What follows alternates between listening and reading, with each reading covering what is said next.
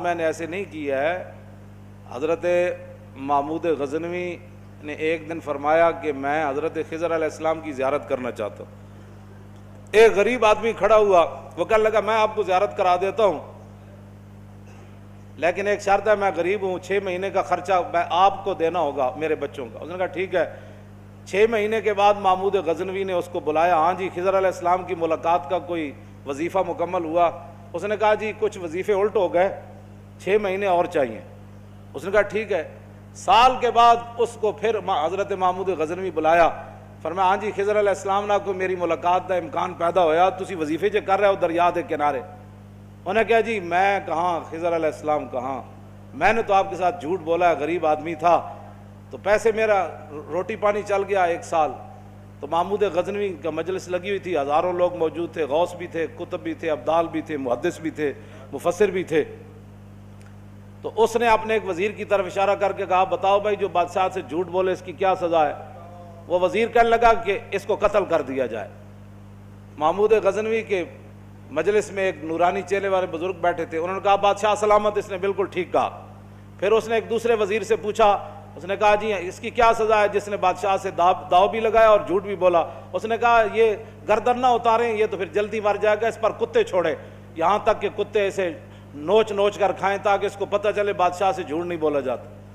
تو وہ بزرگ نورانی چہرے والے کہنے لگے بادشاہ سلامت، اس نے ٹھیک کہا۔ پھر اس نے حضرت ایاز کو کہا، ایک ہی صف میں کھڑے ہو گئے محمود و ایاز۔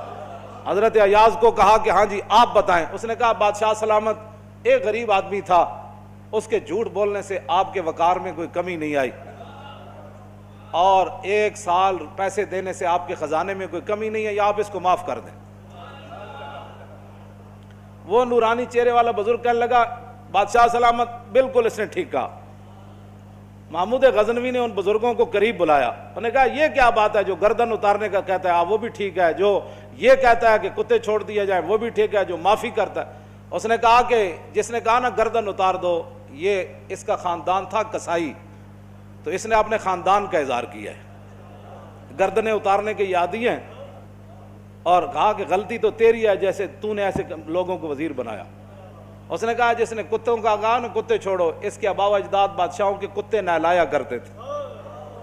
اس نے اپنے خاندان کا اظہار کیا ہے، اس نے اپنی فطرت اپنے خون کا بتایا ہے، اور کہا کہ رہ گیا ایاز تو یہ سید ہے، اور سید کربلا میں لٹے بھی گئے تو اف نہیں کی، اپنا سودا بیچ کر بازار سونا کر گئے، کون سی بستی بسائی تاجران آل بیت۔ کیوں جی یہ سید ہے۔ جب یہ کہا نا یہ سید ہے تو محمود غزنوی کرسی پر کھڑا ہو گیا، وہ کہنے لگا ایاز تو نے آج تک بتایا ہی نہیں میں آل رسول ہوں، اتنا ظلم کیا تو نے بتایا ہی نہیں آج تک۔ تو حضرت ایاز فرمانے لگے کہ اچھا میرا راز ان بزرگوں نے کھولا تو میں بھی آپ کے سامنے ایک راز کھولنا چاہتا ہوں۔ انہوں نے کہا جی وہ کیا ہے؟ انہوں نے کہا یہ جو بزرگ ہے نا یہ خود حضرت خضر علیہ السلام